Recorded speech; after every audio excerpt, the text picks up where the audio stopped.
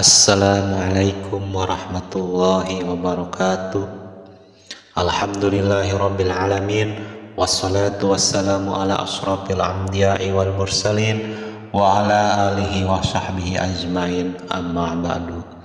Segala puji bagi Allah yang telah melimpahkan beribu-ribu nikmat yang tiada terukur, yang terutama nikmat iman dan Islam serta nikmat sehat walafiat. Salawat serta salam semoga tercurah dan terlimpahkan kepada Nabi Muhammad sallallahu alaihi wasallam beserta keluarganya, sahabatnya, dan kita selaku umatnya. Mudah-mudahan mendapatkan syafaat beliau di yaumil akhir nanti. Amin amin ya rabbal alamin. Doa dan harapan saya untuk para sahabat YouTube semua, semoga Allah memberikan umur panjang, sehat walafiat, rezeki yang melimpah, halal dan barokah. Amin amin ya rabbal alamin.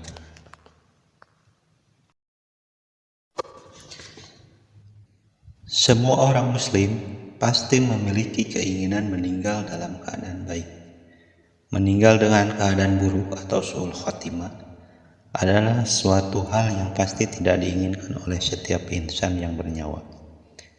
Karena begitupun keadaannya, semua manusia tentu menginginkan yang terbaik dalam hidup dan matinya.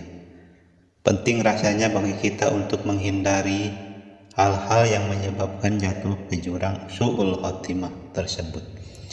Karena itu perlu kiranya kita menjaga dan mengingatkan keimanan dan ketakwaan kepada Allah Subhanahu wa Ta'ala, dan hendaknya beristiqomah dalam melaksanakan ketaatan yang diiringi dengan keikhlasan.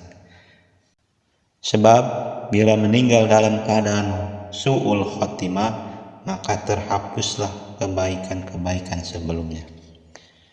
Sebagaimana Rasulullah Shallallahu Alaihi Wasallam bersabda, sesungguhnya amalan itu tergantung dengan penutupnya. Hadis riwayat Bukhari. Sesungguhnya su'ul khotimah atau akhir hidup yang jelek tidak mungkin menimpa orang yang secara lahir dan batin baik dalam agamanya. Tidak perlu didengar dan diketahui orang seperti itu punya akhir hidup yang jelek. Walhamdulillah, akhir hidup yang jelek tidak ada bagi orang yang rusak dalam akidahnya, terus-menerus melakukan dosa besar atau menganggap remeh dosa. Begitu pula su'ul khotimah bisa terjadi pada orang-orang yang asalnya berada di atas sunnah atau ajaran Rasulullah SAW. Lantas keadaannya melenceng jauh dari jalan tersebut. Inilah amalan yang menyebabkan akhir hidup seseorang itu jelek. Kita berlindung kepada Allah dari yang demikian.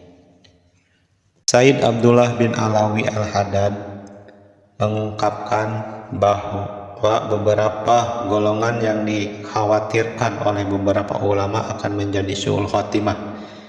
Dalam kitabnya disebutkan, para ulama berkata bahwa orang-orang yang paling dikhawatirkan akan mendapat su'ul khotimah adalah orang-orang yang suka melalaikan sholat, mereka yang suka minum minuman keras, mereka yang durhaka kepada orang tua, mereka yang menyusahkan atau menzalimi muslim lainnya, dan mereka yang terus-menerus melakukan perbuatan dosa besar, keji, tidak mau bertobat.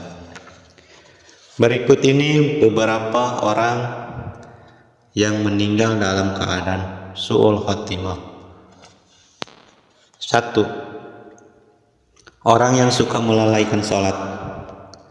Melalaikan sholat tidak hanya berakibat fatal di hari akhir saja, melainkan ada juga akibat-akibat yang Allah kirimkan selagi ia di dunia dan juga yang akan dirasakan ketika syakaratul maut.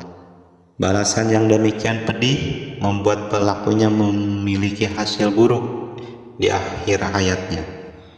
2. Orang yang suka minum minuman keras.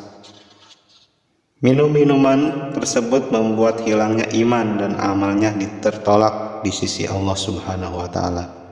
Selain itu juga, minuman tersebut bisa menjadi kunci semua keburukan. Jika segala keburukan sudah ada pada dirinya, lantas bagaimana ia akan tertarik pada kebaikan? Tentu yang akan menghiasi hidupnya adalah hal-hal yang berbau buruk pula. 3. Orang yang durhaka kepada orang tua. Golongan ini sudah dikenal sebagai dosa besar, dosa yang disetarakan dengan dosa menyekutukan Allah Subhanahu wa Ta'ala. Sebab itulah Allah dan Rasul-Nya melarang perbuatan durhaka kepada orang tua.